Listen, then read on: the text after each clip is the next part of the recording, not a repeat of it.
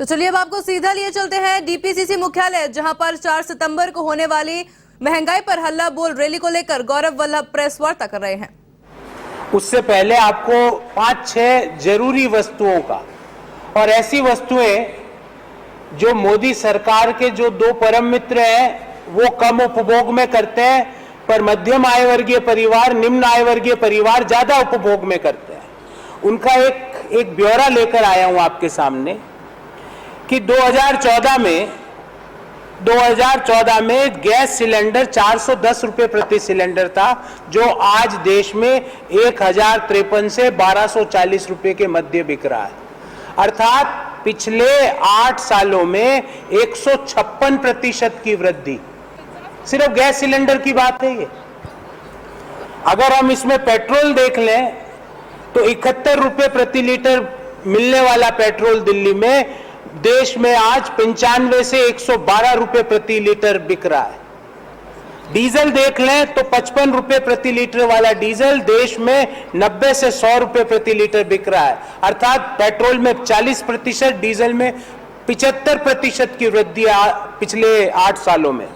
सरसों तेल, आटा, दूध सब में 122 से 71% वृद्धि। आटे की बात करें तो 35 रुपए प्रति किलो जो आटा 2014 में मिलता था वो आज 60 रुपए प्रति किलो मिल रहा है।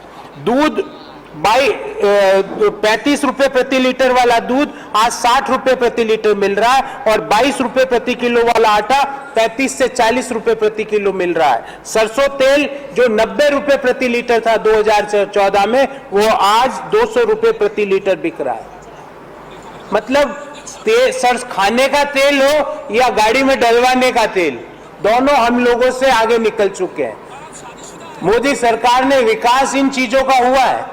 एलपीजी का विकास 156%, पेट्रोल का विकास 40%, डीजल का विकास 75%, सरसों तेल का विकास 122%, गेहूं आटे का विकास 81% और दूध का विकास 71%।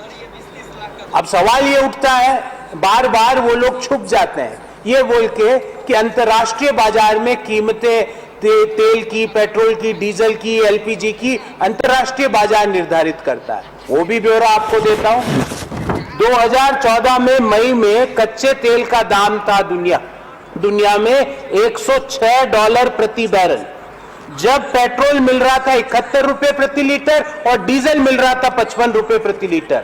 आज कच्चे तेल के दाम है अगस्त में 97 रुपए प्रति बैरल, 97। उस समय था 106, आज है 97। पर डीजल के दाम 55 के हो गए 100 और पेट्रोल के दाम 71 के हो गए 112। मोदी जी, ये कौन सा गणित है कि कच्चे तेलों के जब दाम गिरते हैं तो हमारे देश में पेट्रोल और डीजल के दाम बढ़ते हैं। गैस की भी बात कर लेते हैं। अंतर्राष्ट्रीय बाजार में प्रति मैट्रिक टन एलपीजी के भाव थे 881 रुपए प्रति मैट्रिक टन, जो $881 प्रति मैट्रिक टन, जो आज घट के हो गए $670 प्रति मैट्रिक टन। और गैस सिलेंडर जो 410 रुपए में मिल रहा था 2014 में, वो आज 1053 से 1240 के मध्य मिल रहा है। मतलब गैस की कीमतें अंतर्राष्ट्रीय बाजार में कम हो रही है, पर हमारे एलपीजी गैस सिलेंडर का दाम बढ़ रहा है। आटे और दूध की कीमत क्यों बढ़ रही है साथियों? क्योंकि ये पहली सरकार है जिसने आटे पर जीएसटी लगाया है। आटे पर 5% जीएसटी लगाया मोदी जी ने, ताकि मध्यम आय वर्गीय लोगों की थाली से, निम्न आय वर्गीय परिवारों की थाली से रोटी भी गायब कर दें। और सब्जी तो 6 साल पहले गायब हो चुकी है, 5 साल पहले गायब हो चुकी है, क्योंकि सब्जी में जो इन्फ्लेशन जो है, वेजिटेबल्स का इन्फ्लेशन, वो लगभग 15% पर चल रहा है। तो आपने सब्जी गायब कर दी। आटे पर जीएसटी लगाकर आटे की कीमतों में आप पिछले 8 सालों में 81% की वृद्धि कर दी। पेट्रोल डीजल आम आदमी की पहुंच से बाहर कर दिया। ध्यान रहे, जब पेट्रोल और डीजल में वृद्धि होती है तो इससे हर चीज की कीमत में वृद्धि होती है, क्योंकि माल ढुलाई की कीमत बढ़ जाती है। और पेट्रोल और डीजल ऐसी चीज है, अगर उसके दाम अगर 100 रुपए प्रति लीटर है तो मोदी जी के 2 परम मित्र भी 100 रुपए प्रति लीटर ही खरीद रहे हैं। और जो हिंदुस्तान का किसान जो 27 रुपए प्रतिदिन कमा रहा है मोदी सरकार के आंकड़ों के अनुसार, वो भी उस पेट्रोल और डीजल को 90 से 120 रुपए प्रति लीटर में खरीद रहा है। तो कहने का मतलब कि कमर तोड़ महंगाई और उसके ऊपर छौंका दिया है बेरोजगारी का। अब मैं उसका कुछ आंकड़े आपके सामने रखना चाहता हूं। 2021-22 में 13-14 की तुलना में अगर हम देखें बेरोजगारी का, तो देश में 20 से 24 आयु वर्ग के 42% युवा बेरोजगार है। मतलब लगभग आधे युवा जो 20 से 24 की आयु के हैं, उनके पास रोजगार नहीं है। महंगाई और ऊपर से बेरोजगारी। पहले बोला गया बेरोजगारी इसलिए है क्योंकि हमने कर दी नोटबंदी, फिर बेरोजगारी इसलिए बढ़ गई क्योंकि सरकार ने कर दी बिना सोचे समझे, बिना तैयारी के जीएसटी लागू। फिर बेरोजगारी इसलिए बढ़ी क्योंकि सरकार ने कर दी बिना सोचे समझे, बिना तैयारी के तालाबंदी।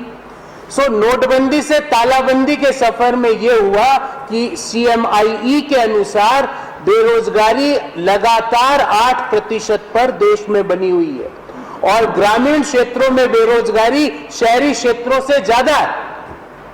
पर मोदी सरकार को कहां इससे फर्क पड़ता है, क्योंकि मोदी सरकार तो डिवाइड एंड रूल में व्यस्त है, ईडी और सीबीआई को मैनेज करने में व्यस्त है, उनको कहां फर्क पड़ता है। पर कांग्रेस पार्टी लगातार इन मुद्दों को उठाती रहेगी। आज देश भर में 22 जगह, देश के 22 शहरों में कांग्रेस पार्टी इस मुद्दे पर, आज जब मैं आपसे बात कर रहा हूं, देश में 22 जगह इन्हीं मुद्दों पर प्रेस वार्ता की जा रही है। पिछले अगस्त के 5 तारीख को राहुल गांधी जी के नेतृत्व में 60 से ज्यादा सांसदों को मोदी सरकार ने इसलिए गिरफ्तार कर लिया क्योंकि वह महंगाई की बात करना चाहते थे। पर मैं इस पटल से आज ऐलान करना चाहता हूं और घोषणा करना चाहता हूं कि मोदी जी, आप चाहे जो कर लो, जिनको गिरफ्तार करना है कर लो।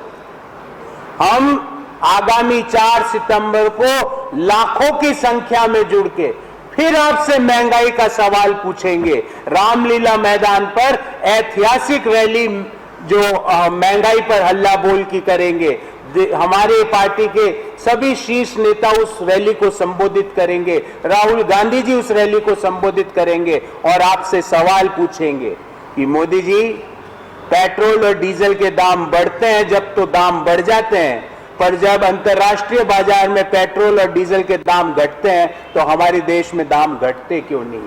पिछले 1 महीने से कच्चे तेल की कीमतें घट रही है, पर हमारे देश की सरकार पेट्रोल और डीजल की कीमतें घटाने को तैयार नहीं है। मोदी जी, ऐसा क्यों है कि जब कच्चे तेल की कीमत $106 प्रति बैरल थी, जब दिल्ली में डीजल 55 रुपए प्रति लीटर मिल रहा था, आज जब $97 प्रति बैरल है, तो दिल्ली में डीजल की कीमत 90 रुपए क्यों है? मोदी जी, इस सवाल का जवाब दीजिए।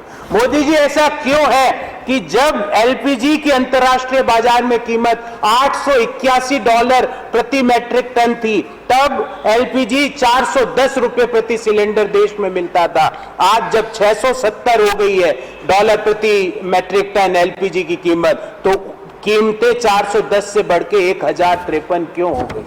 इन सवालों का जवाब देना पड़ेगा। आप चाहे जिसको गिरफ्तार कर लो, चाहे जिसको जितनी बार ईडी में, सीबीआई में, इनकम टैक्स में, जितनी भी एजेंसियां सब में बुला लो, सवाल तो पूछे जाएंगे कि 156% की वृद्धि पिछले 8 सालों में गैस सिलेंडर में क्यों हुई। सवाल पूछा जाएगा कि क्यों लस्सी पर, क्यों मुरमुरों पर, क्यों दही पर, क्यों पनीर पर, क्यों आटे पर 5% जीएसटी लगाई गई, वो भी उस समय जब देश में कमर तोड़ बेरोजगारी है।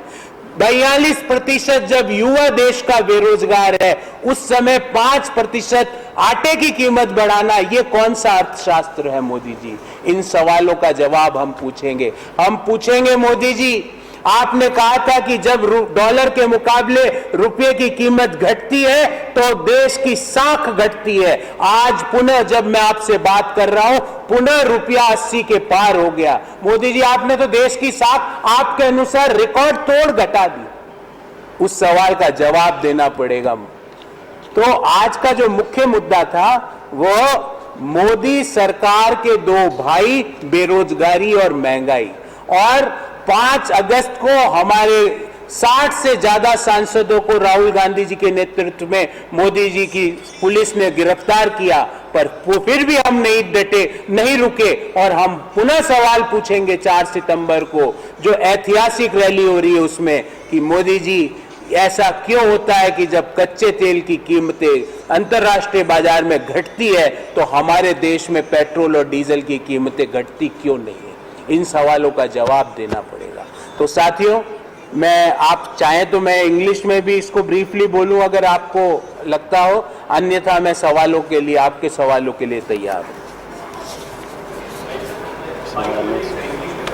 ओके, अच्छा ब्रीफ इंग्लिश में बोल दूं?